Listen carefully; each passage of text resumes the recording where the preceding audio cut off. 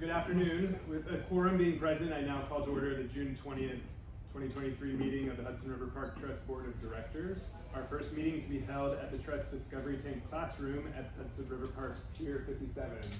Congratulations for that. Please note that the meeting is being recorded and the video will be posted on the Trust website, and a stenographer will provide a transcript of the meeting.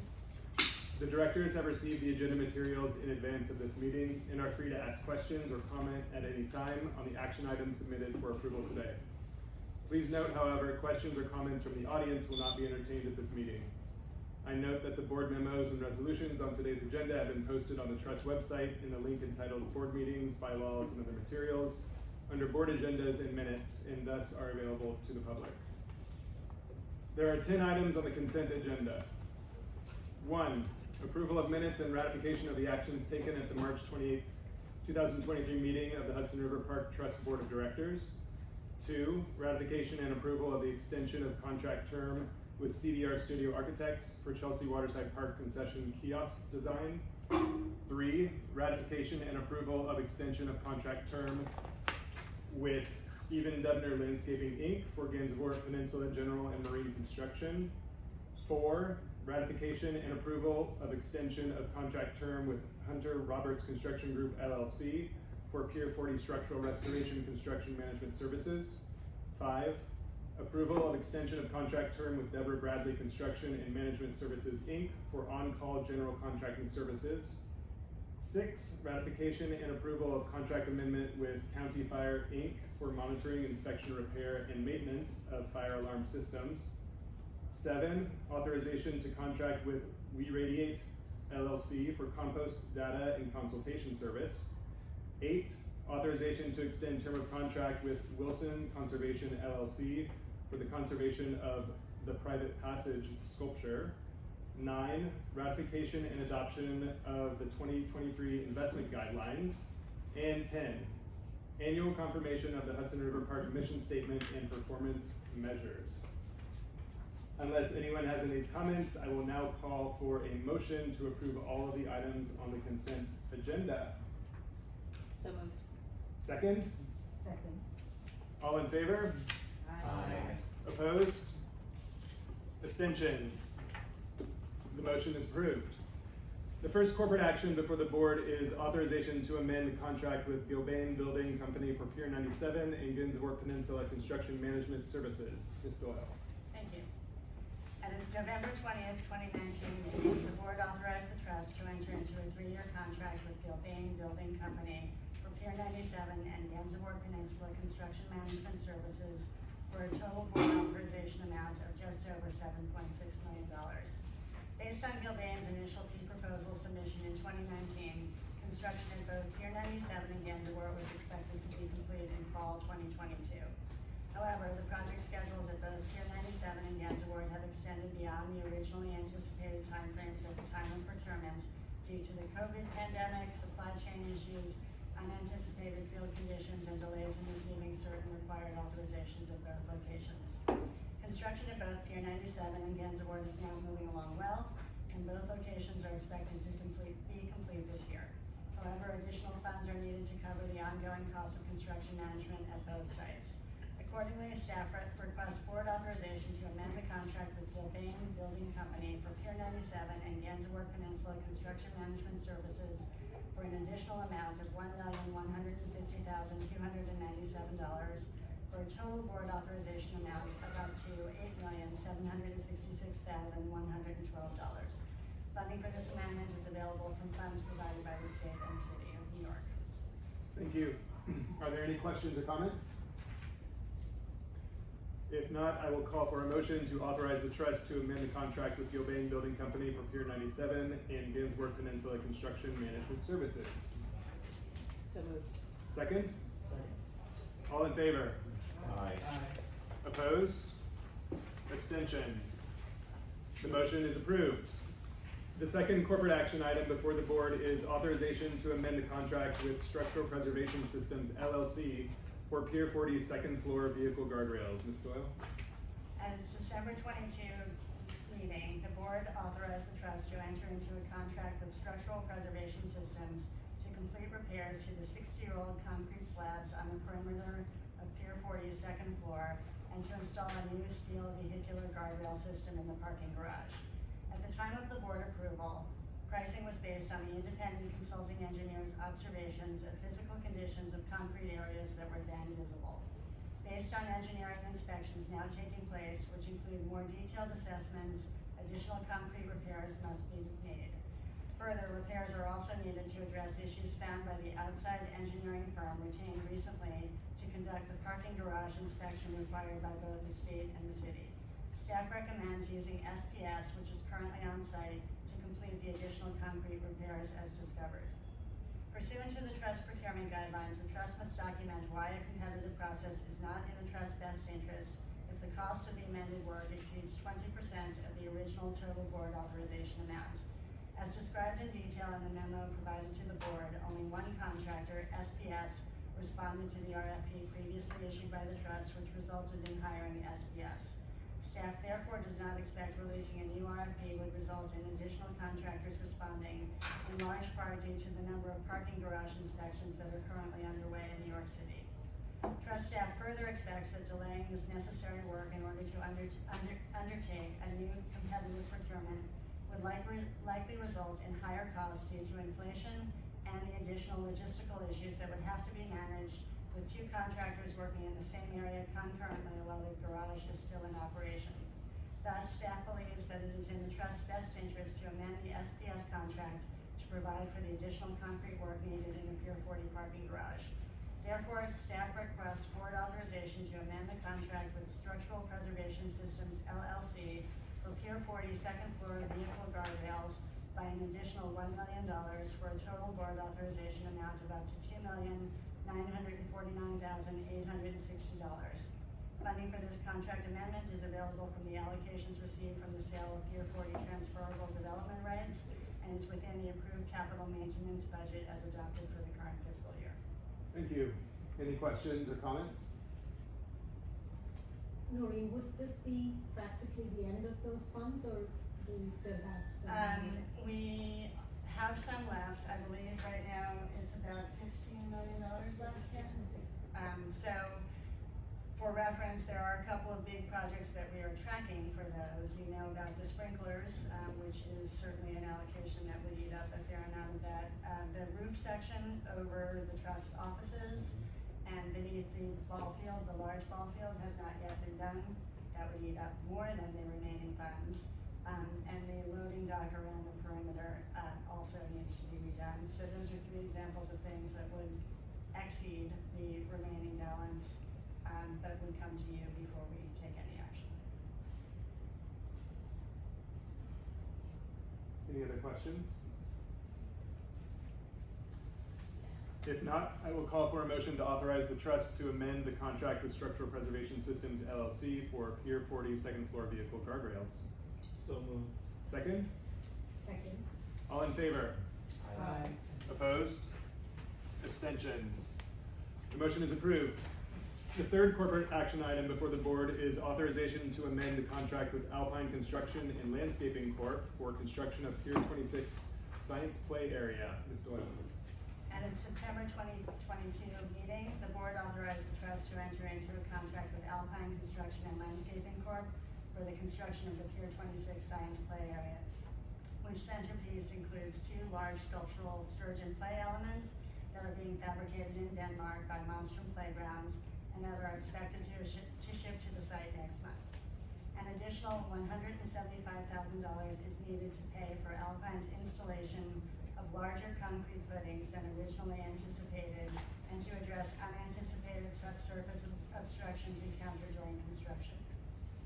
Trust staff thus requests board authorization to amend the contract with Alpine Construction Landscaping Corporation for construction of Pier 26 Science Play Area by adding $175,000 for a total board authorization amount of up to $2,703,418. Funding for this amendment is available from trust funds and discretionary allocations from the City Council and Manhattan Borough President. Thank you. Any questions or comments? Hearing none, I will call for a motion to authorize the trust to amend the contract with Alpine Construction and Landscaping Corp. For construction of the Pier 26 Science Play area. So moved. Second? Second. All in favor? Aye. Opposed? Abstentions? The motion is approved. The fourth corporate action item before the board is authorization to amend the contract with Raycon Group LLC for the Tribeca Habitat Enhancements. Ms. Doyle. At its October 2020 meeting, the board authorized the trust to enter into a 3-year contract with Raycon Group for up to $1,500,000 to install certain habitat enhancements, including textured piles as well as gabions, reef balls seeded with live oysters in an estuarine sanctuary within the Tribeca area. At its September 2021 meeting, the board authorized an additional $150,000 for Raycon to install additional live oysters provided by Rycon's subcontractor, the Billion Oyster Project. This phase of the project was completed in 2021. When planning for the design, associated environmental permits, procurement, and installation of this project, the trust anticipated that additional reef balls and gabions might later be installed to the extent additional funding became available. Because such funding is now available through a settlement between a third party and the New York State Department of Environmental Conservation, staff seeks to amend the contract to add an additional $200,000 so that Raycon can install additional seeded reef balls and gabions. The trust will separately contract with the Billion Oyster Project to provide the seeded reef balls and gabions. Pursuant to the trust procurement guidelines, the trust must document why a competitive procurement process is not in the trust's best interest if the cost of the amended work exceeds 20% of the original total board authorization amount. As detailed in a memo to the board, the trust issued a request for proposals for the Tribeca Sanctuary Enhancements Project and received 5 proposals in September 2020. The trust determined that Rycon's pricing for each of the separately priced components for the project was fair and reasonable, and significantly lower than that provided by the other respondents, and further, that Raycon had the capacity to perform all aspects of the scope of work. Because the installation dates for the features with live oysters is based on the maturation dates of these live animals, this project has uniquely challenging scheduling requirements. Raycon is already familiar with such demanding short-notice scheduling issues.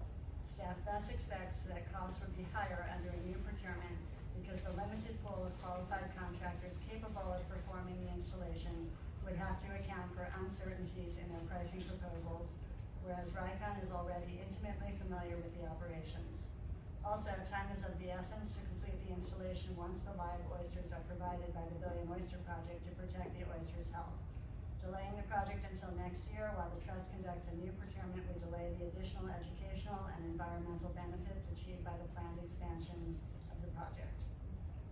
Accordingly, trust staff requests board authorization to amend the contract with Raycon Group LLC for Tribeca Habitat Enhancements by an additional $200,000 for a total board authorization amount of up to $1,850,000.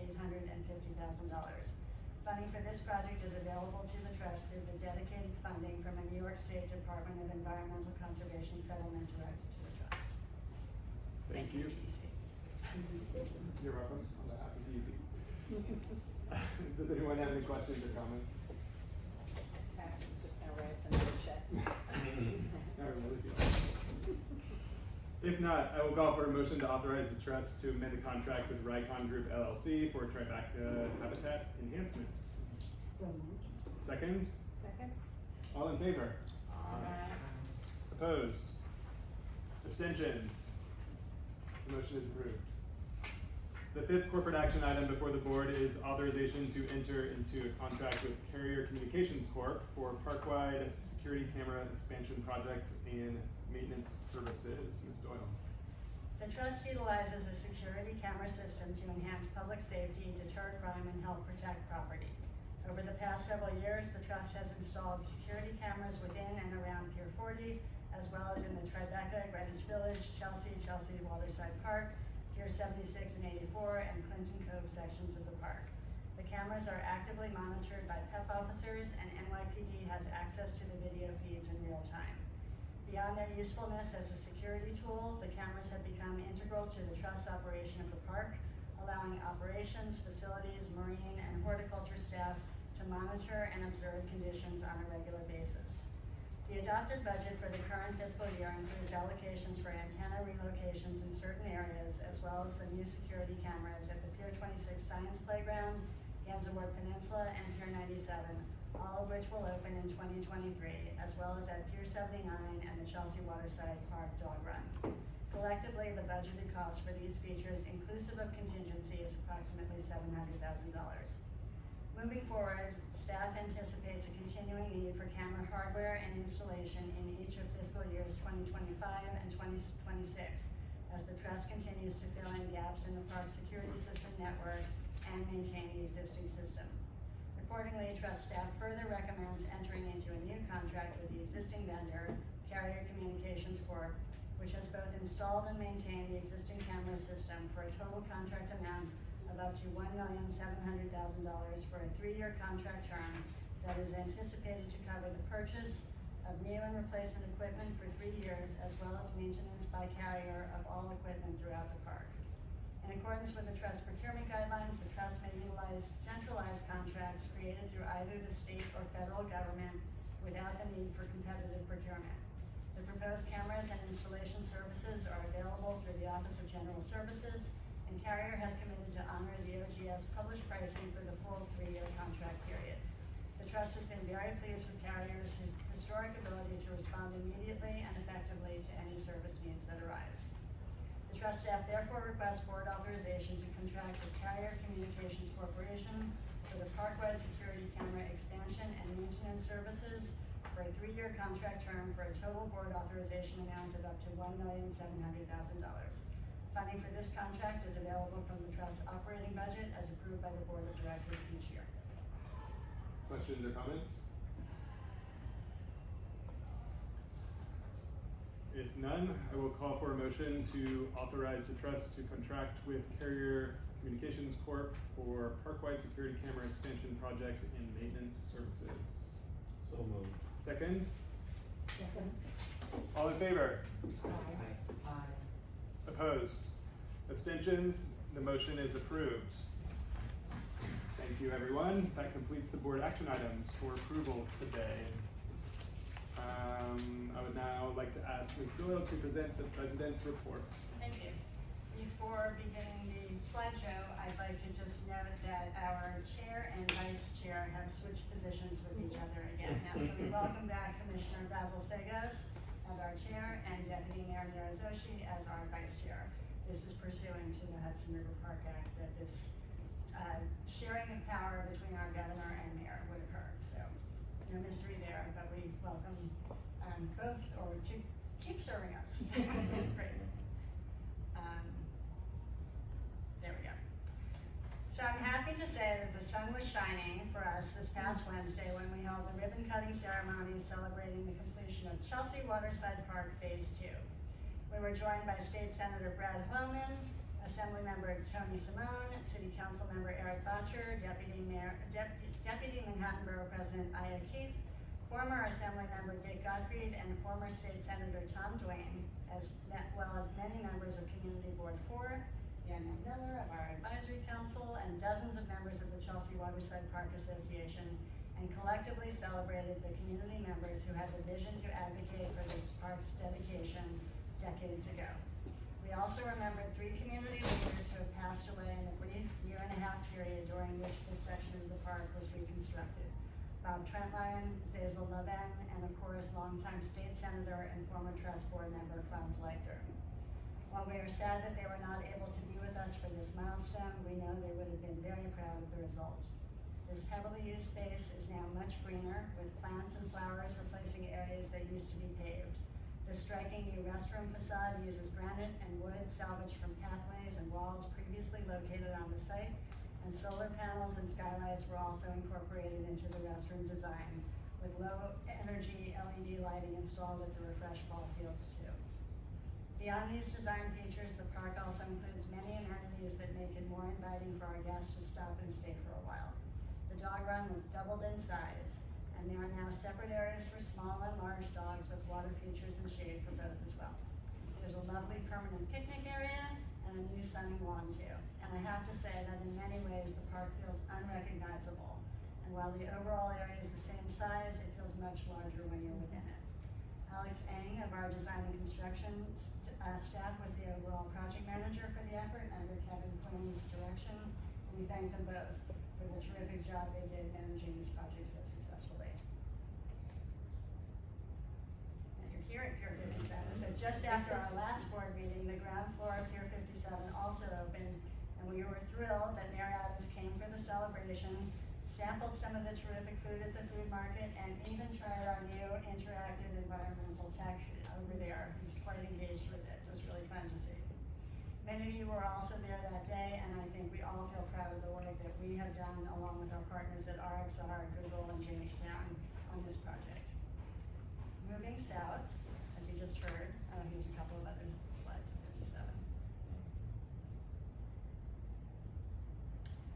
Moving south, as you just heard, subsurface utilities and play equipment footing installation is proceeding in Tribeca at the new science playground. Malmstrom has almost completed fabrication of the sturgeons and related play equipment in Denmark, and the play equipment is expected to arrive at the site in midsummer following completion of the footings, curbing, and other site furnishing installations. The completion of the science play area is still on track for late fall. The trust contractor returned to complete the resurfacing work at the tennis courts located just to the south of Pier 40 this past May, which work included painting the new surface and restriping.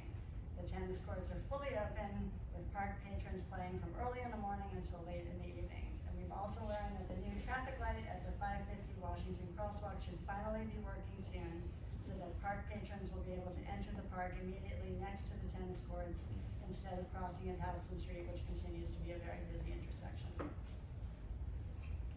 Construction at the Gansevoort Peninsula is also continuing to progress well. The salt marsh is complete, as well as all overlook structures. The south edge kayak landing is now also complete, and we're pleased that the decision to use a concrete surface is working well and seems to be both resilient to the wake and wave action and more slip resistant. The sports field subbase and drainage are nearing completion, with the turf itself expected to be installed starting at the end of this month. Jog run and adult fitness areas are currently under construction, and a realigned bikeway was also recently completed and is open to the public, making this area infinitely more pleasant and safer to traverse. Construction of the new restroom maintenance building is also proceeding well, with concrete canopies currently in construction, as well as the building interiors. At Pier 97, we're also working away, and construction's proceeding well. Installation of the granite all-ages slide at the overlook is complete, while work in the playscape area continues. Recent efforts include the installation of the perimeter curb of the sand pit, the elevated play structure retaining wall, assembly of the large jungle gym, and footings for the small play elements. Installation of concrete unit pavers is continuing. Contractors are also working from the west end of the pier to the east. Shrubs for the site were delivered recently, and installation is also ongoing. And work on the new restroom maintenance building is also progressing, with installation of the formwork for vertical walls continuing. Trust staff has continued to work on the RFP for a new design team to design the 29th to 44th Street portion of the park. We had promised you would have that a couple of months ago, that it would be out the door, but we really are about to get it out the door, probably within the next week or two. It's a complicated area. It's where the gateway tunnel comes in and a lot of other things, so it's been an art to assemble that particular procurement vehicle. The New York State Department of Transportation also recently completed its repaving and striping of the adjacent Route 9A bikeway.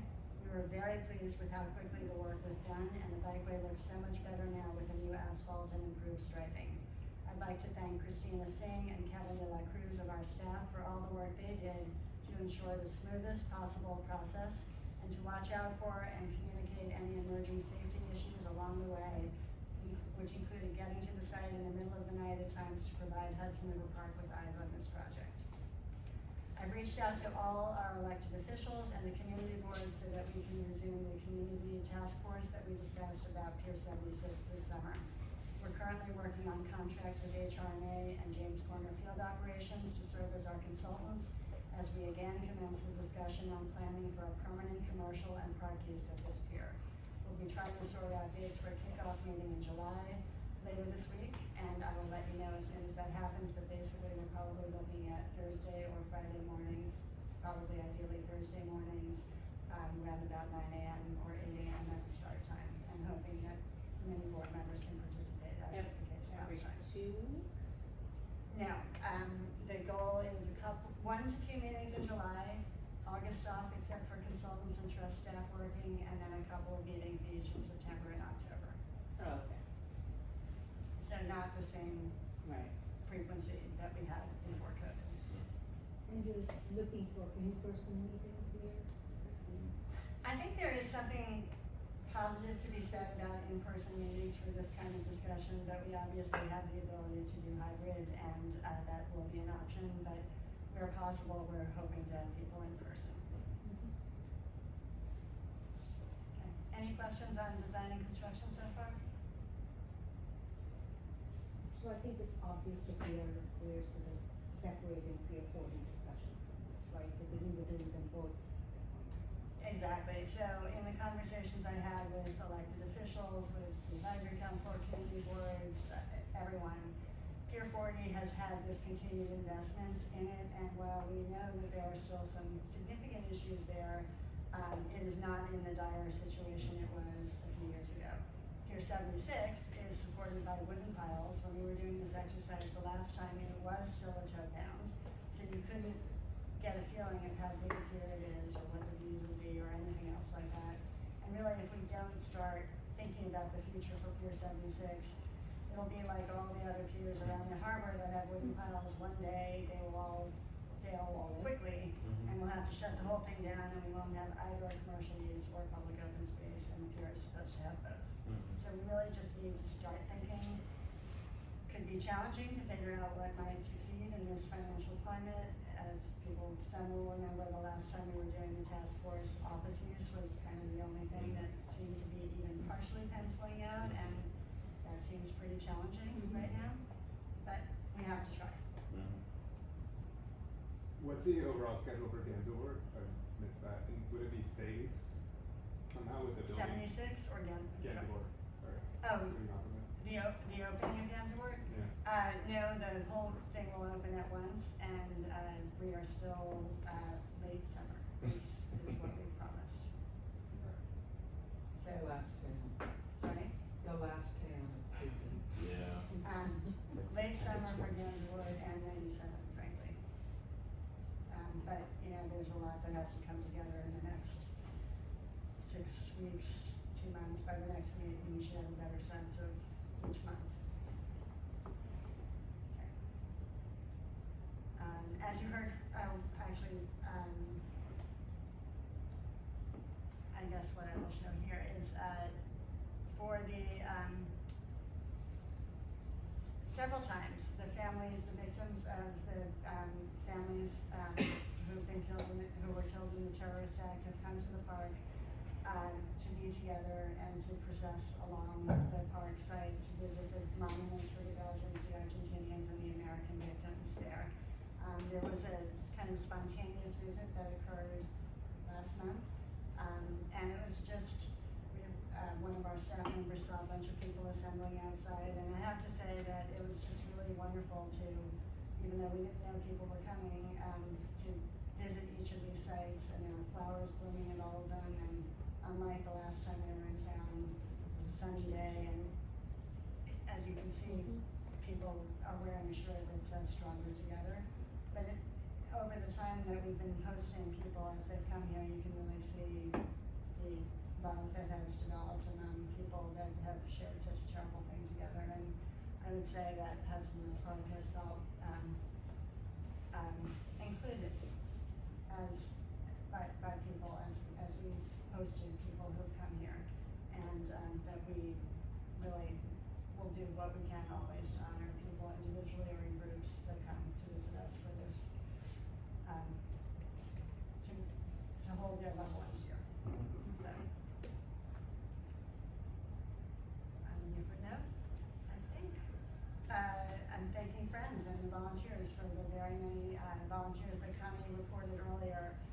My statistics were slightly older than hers, but it bears repeating. From March through May, they had over 864 volunteers and 2,450 hours of work.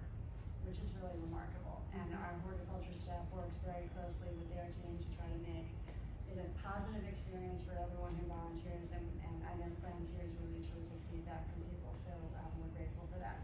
Our team has also been working on restoring the habitat garden that runs between 26th to 29th Streets. After removing soils that had been contaminated with invasive species, the meadow area was seeded with a mix of native plants in the northeast that will support native wildlife, while the path is used for tours conducted by the River Project educators. Otherwise, we have done a lot of work since the last time we met to just make sure the park is ready for summer. So all the water fountains, all the water features, all the dog run features, everything else like that has to get turned on and tested and everything else like that. And we thank our facilities staff for all the work they do. And we thank Chris McCann and our PEP captain for all the 7 new PEP officers that we have just gotten, which is terrific. Thank you, Commissioner, as well for that. Chris McCann has been showing up at all the shifts, including the overnight shift, to make sure that those PEP officers also feel like they're part of our team. The trust held an annual water safety meeting. This is not the right slideshow, I think, somehow, but it's okay. During National Safe Boating Week on May 23rd, with the goal of bringing together the park's nonprofit and commercial, non-motorized, and motorized water-related tenants and permittees. Also present were ferry operators, New York Waterway and New York City Ferry, New York City DOT's Ferry Division, and the U.S. Coast Guard Auxiliary. Trust staff provided park updates affecting water-related activities, including construction, environment, and education, park research, water quality, and other 2023 programs. Water safety and security issues were discussed, including hazards to navigation, spill reporting protocols, and updates on easy dock safety, rails, ladders, and other water safety equipment, including life ring cabinets. A key element in making sure that our boaters remain safe on the water is through safety education. The trust sponsors and provides free or highly subsidized boating programs and educational opportunities to the public, including water safety classes through our boathouse operators, historic vessels, and museum spaces. We invite the U.S. Coast Guard Auxiliary and the Nautical School to hold boater safety and educational sessions every season at our Pier 84 classroom. Both ferry operators present at the water safety meeting, New York Waterway and New York City Ferry, provided updates on their current operations and reiterated their commitment to have the ferry captains maintain a 100-yard distance from the park's pier headline. This is an issue that had come up at the advisory council, and that was very helpful to us. Their advocacy included on this.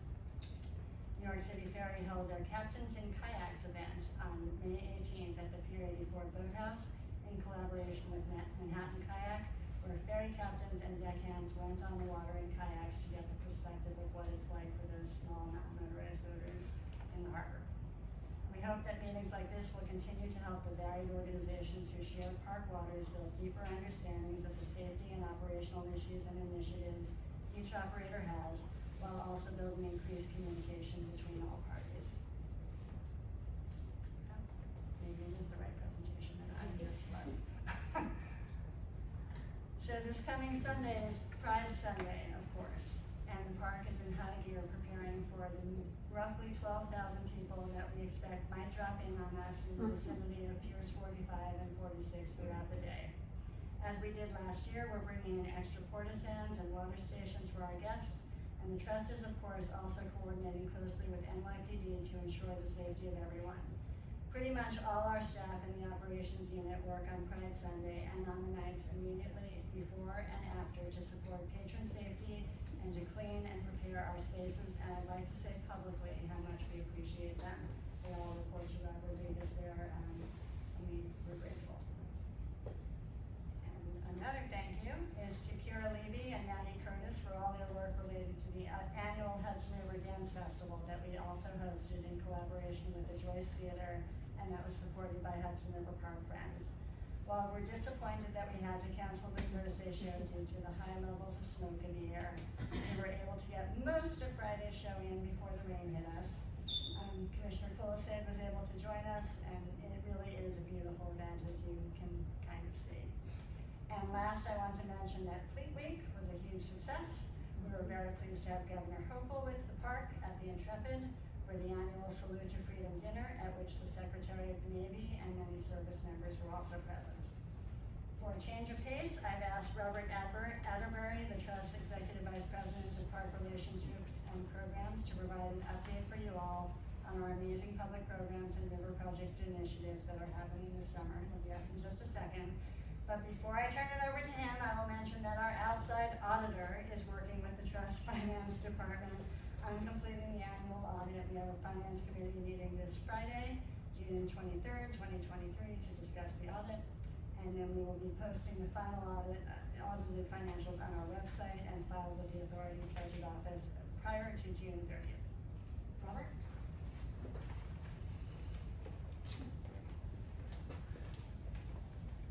Hi everyone, let me see if I can do this.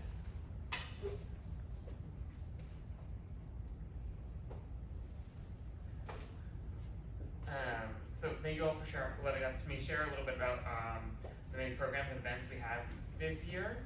As you guys may know, this is the 25th anniversary of the Hudson River Park Act, and we're proud to say that we are celebrating with over 400 events this year, the most we've ever had, and continue to expand the scale and reach of our science and education efforts. Last year, there were over 800 scheduled events in the park, from large festivals and performances to run-along fundraisers, to large birthday parties, picnics and weddings, films and photo shoots, fashion shoots, all across the board. More than half of those were produced by our team and were designed to enhance the visitor experience in the park while attracting and welcome a diverse audience with a wide range of interests. We really do have folks from all walks of life who come and enjoy the park. On the screen are just some of what we have to offer, from exercise, food, music, science, education, boating, and more. We really do have a little bit across the board. You've heard about these in various forums. We're all reviewing contracts and in Noreen's president report, so I'm just going to move quickly through some of what's new this year, as well as just some of what's changed. First up, though, I want to say that one of our newest ones is we have a new vice president of partnership programming events, Andrew Ronan. He is replacing Tom Linden. Andrew joins us from New York State DOT, where he was the acting deputy director of cultural programming, and comes to us with a wealth of knowledge producing engaging, welcoming events and a citywide network of relationship with performers and other folks who are in the community to be able to help do things in the park. You guys will all be most familiar with our tentpole events, including Dance Festival, Blues Barbecue, and Submerged Marine Science Festival. Noreen just touched on the Dance Festival, so the only thing I'll add for the Dance Festival is that even with the smoke and rain, we had over 800 dedicated dance fans who came out, most of whom stayed through our brief rain intermission as well, so we're really excited. Blues this year, these are photos from last year on the screen, is scheduled for Saturday, August 19. I hope some of you will join us. Some folks joined us last year. Last year we had over 13,000 people come throughout the day. This year we have great artists like Danielle Ponder, Nathan, and the Zydeco Cha-Chas. I'm really practiced saying that one.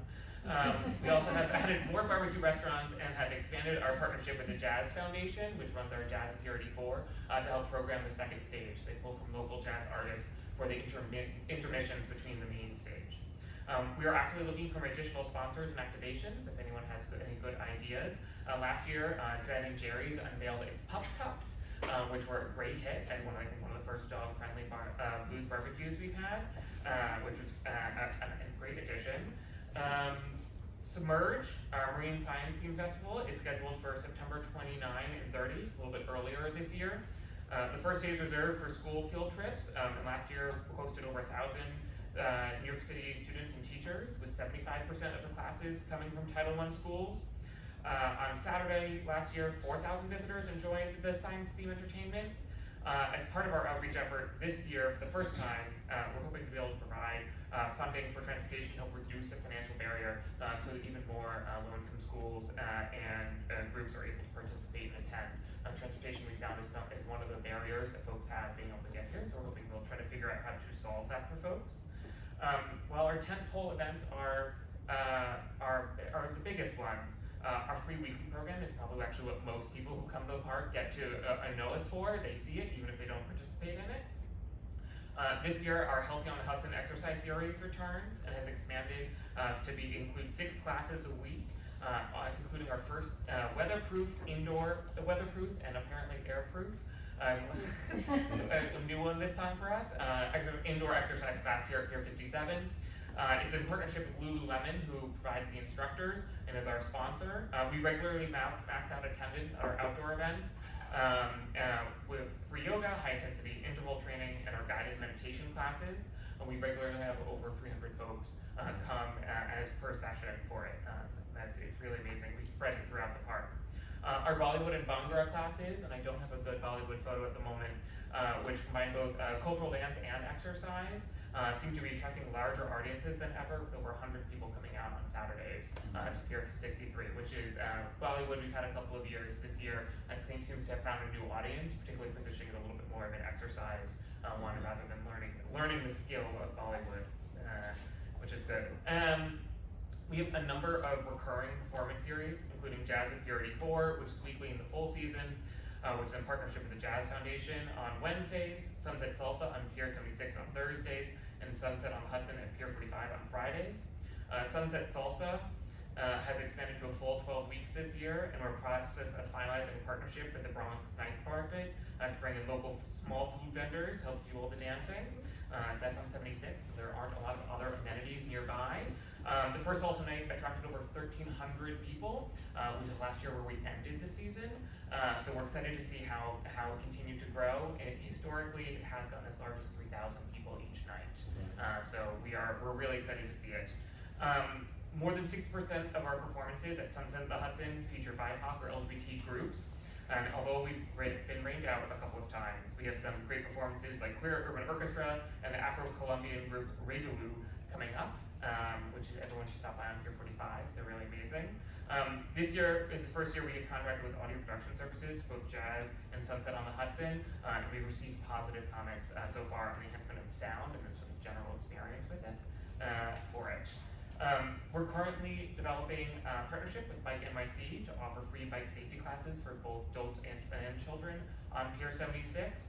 We're hoping to have those at least twice on the weekends, both Saturday and Sundays, bringing us to a full 7 days a week of programming, as well as they work with groups to bring them in for classes. So after school programs and others, kid camps come in to learn it throughout the week. We also have a number of standalone special events. Pumpkin Smash, the West Side Fest, which is in partnership with other West Side cultural institutions, boating safety classes with the U.S. Coast Guard that Noreen talked about, Juneteenth in Manhattan Youth, and pop-up art exhibitions like Windfolk Amusement, which took place earlier this spring. You can see the grass is not quite green in the photo. Thanks to some grants and a new space, our River Project has greatly expanded its programming this year. Wet Lab Look-ins are now 4 days a week, as are guided galleries here at Pier 57 Discovery Tank, which is a completely new space. Since April, we've had over 11,000 visitors here to Discovery Tank during guided galleries, which is a really astonishing amount. And upcoming, we have science nights, including Ask a Scientist, Nerd Night, and Secret Science Club. Some of those are trivia, all of which allow adults to enjoy a drink here at Pier 57 while learning something new. Rachel Swanson, our newest education manager, who joined us just 2 months ago, or almost 3 now, has done a spectacular job in helping to create some new programming for the space. We've launched sensory science classes, which are weekly early childhood focused events that incorporate storytelling, arts and crafts, and feature a new animal each week. I'm told that you get to meet the animal is the favorite part of everyone. We've also partnered with the New York Chinese Cultural Center and the Paint Place to develop nature-inspired art workshops. Most recently, it was ink brush painting here in the classroom. I'm going to insert a little bit aside while some of our photos of the field trips are up. It's one of our big programs we have. This spring, we hope to hosted 70 field trips, reaching almost 2,000 New York City school students. 60% of the groups received need-based fee waivers for us. This summer, we have 100 field trip slots. We are 25% booked at the moment, with nearly 100% of our summer groups receiving need-based fee waivers so far. So we're on track to exceed the number of kids we're able to have in the park that we had last year. To keep us moving, Big City Fishing is twice a week. We have regular park tours, including our compost center, the Habitat Garden, Pier 26 Tide Deck, historic vessels, and a few nature walks. We've grown our science leadership program. to 12 high school students with 3 city college mentors conducting summer-long research projects on plastic pollution in the park. Behind me is one of last year's posters that they created. They create the posters, they do the research, and then present it at a colloquium at the American Museum of Natural History. The Science Leadership Program is one of the ways we connect New York City youth to jobs in STEM through practical research experience.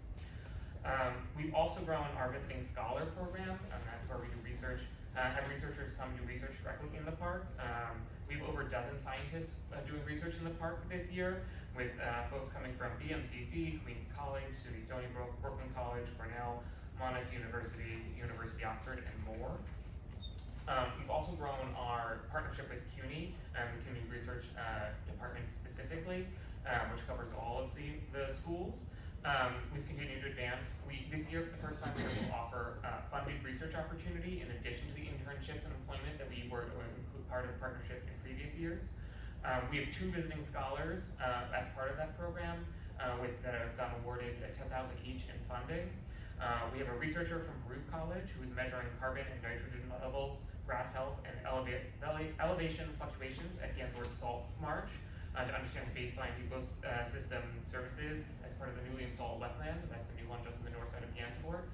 Next year we'll be launching a much larger study. This will give us some of the baseline from the very first year. And the next year is funded in part through a NOAA grant that we are currently working our way through getting. We also have a researcher who will be joining us from Queens College to assess microbial diversity during wet and dry weather conditions to examine the relationship between CSOs and the Hudson, which is a topic that comes up a lot, and we're excited to be able to have someone help do some research. Both projects are funded through the CUNY student, both projects include CUNY student participation on both the graduate and undergraduate levels. So we really get to expand the number of kids we have researching in the park. Our team also has 8 research projects that we are leading in the park directly, including our continuous water quality monitoring, as well as pathogens monitoring, tide pool settlement and marsh grass health at the Pier 26 tide deck, plastic pollution, fish ecology, environmental DNA, waste audit, and oyster apps monitoring. These are all there. I missed the waste audit this year. Last year I was able to pull out a 2-day-old used diaper as part of it, and a lot of recycling as part of our monitoring. Unfortunately, I was busy when they were doing it this year.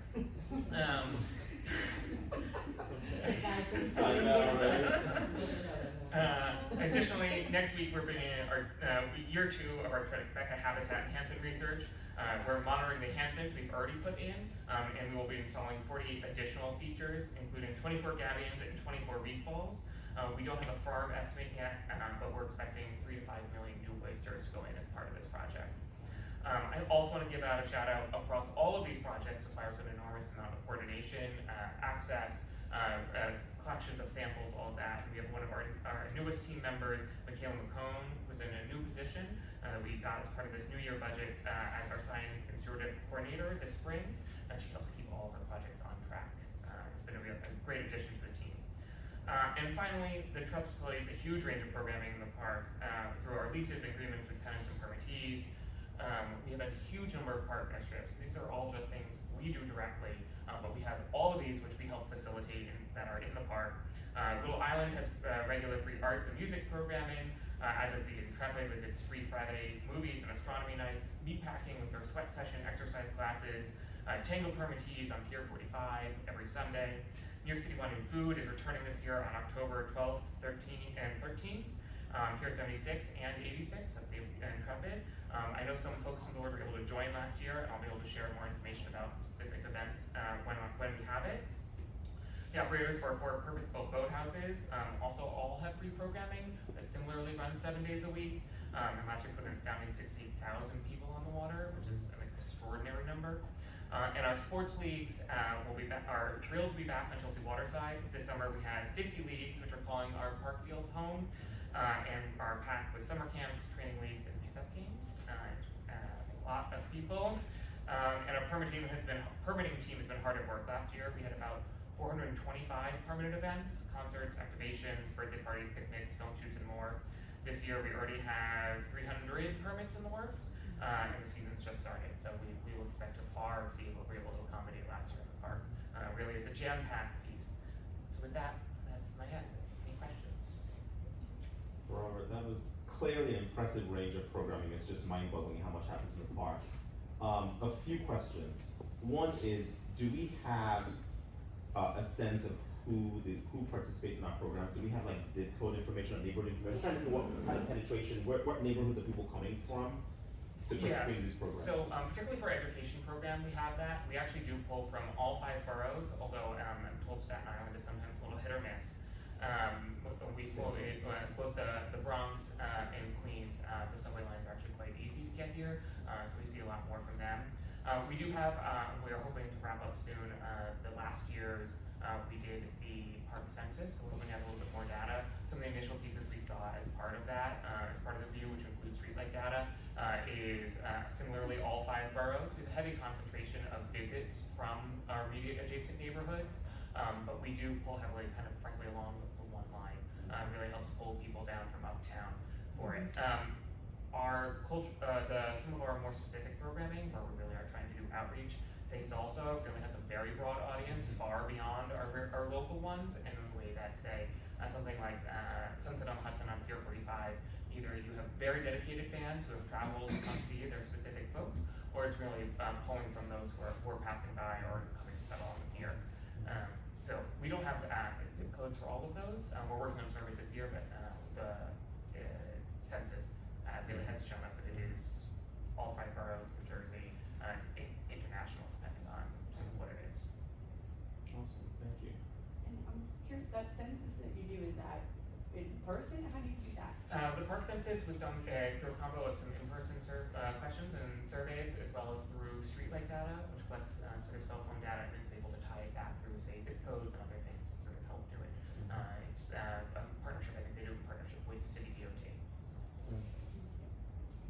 Have you guys ever supplemented sort of the MTA bus and subway access with any other kinds of shuttles? I don't think we haven't in my time here. This is only my 2nd year. For the most part, we find more than enough people actually do find their way to the park for it. Other than when we were trying to do very specific programming. So for our education programs, we're trying this year to look at getting people particularly to Smurge to see if we can figure out the insurance and all the other pieces that go in with moving folks here. But say Blues last year, we had 13,000 people, 4,500 people at one time is the peak. And we strongly just encouraged everyone to use public transit to get there. They found their way. One other small question, which is obviously a lot of public programs, but you also mentioned very early on what sound like private events, like big birthday parties and all of that. Mm-hmm. Does the park make any money from private events? We do collect sponsorship fees, particularly we have permit fees for the small ones. I think it's like $25 for a birthday party, and scales up from there. We do have larger events, say like a corporate outing that are bringing a bunch of resources and others. And then we do collect fees for renting. But it's not a big revenue source. It can be. I think last year we had there was something somewhere. Don't quote me on it, but I think it was somewhere around $700,000 in revenue from it. Okay. Some bigger events, say Food and Wine, or a fashion show that closes 76 down for 2 days, can be a couple $100,000. Thank you. Any other questions? Thank you, Robert. Thank you. And thank you, Noreen. Now I will ask Daniel Miller to present the Advisory Council report. Thank you very much. It's one of these wonderful things happening in the park, and we invited the Battery Park Authority to come talk about the resiliency plan. And what we saw was a bunch of 9.5-foot walls blocking our viewpoints from inland of Manhattan towards the river. And of course, we all know that one of their options is actually to expand the Esplanade outside of Stuyvesant 15 feet into the river, which would take a legislative action in which to change it, which is why we were there, because it affects Hudson River Park. I don't think anybody was very thrilled about the plans. We felt as though it was pretty uncreative, and we were hoping that there was time still. There's only 20% of the plan was completed. They're expected to come back again when there's 60%. But ultimately, this creates a precedent up and down, 9A, especially if they want to go create a 9.5-foot wall from Battery Park up to North Moore. And what happens thereafter? What happens to communities north? So CB 1, 2, and 4 have all created resolutions opposing any kind of wall and future thinking from HATS and from the Army Corps of Engineer plan to really think about what's going to happen in Hudson River Park when you have a wall and you have the floods, you know, a big Sandy comes in and a surge wave comes. What happens to the park when it goes backwards? So none of these things are really being thought about. Right now, the plan is only to protect Battery Park City. And so, you know, we support the trust in the letter that they wrote, even though we haven't widely circulated it. But I think we have to, you know, all jump on a bandwagon. Elected officials, I know Tracy Jackson and Deborah Glick have offered to bring it to the mayor, to bring it to the governor, whatever resolution that we wind up writing in the next month or so. So I think this is something that could really affect the enjoyment of the park, and it's something that we have to take seriously, and we have to make sure that 9.5 wall doesn't go up, because both of their plans call for it. So we spent most of our time on that, and we'll continue to work with it. Other than that, in this last meeting that we held last week here, thank you very much, Robert, for allowing us to be here. It's a great venue. We spoke a little bit about the privatization of public areas, mainly down by City Vineyard and the loud noises, as well as by Pier 40. There's, you know, the trust does everything they can, but still it is upsetting when you hear a lot of noise and loud music that affects other park goers. And then I want to thank Patrick Foster. We did write a letter that was handed to him in our meeting from April after he visited us, and we agreed unanimously, and I'll just read just one sentence from it. And the resolution was, the Advisory Council recommends that State DEC consider our concerns regarding temperature thresholds. This is for Pier 98, and monitoring and limit thermal discharges at Pier 98 to the 188 days per year. Con Edison states that it needs river water for cooling. Most importantly, the council urges that State DEC work more closely with Con Edison and in partnership with the trust to facilitate the transition of Con Edison's operations at Pier 98 to state-of-the-art technologies that will conserve precious water resources and minimize impacts of wastewater discharges into the Hudson River Park Estuary Sanctuary. Ultimately, let's come up with some new ideas on how to cool our water. Thank you very much. Thanks, Dave. Is there any further business?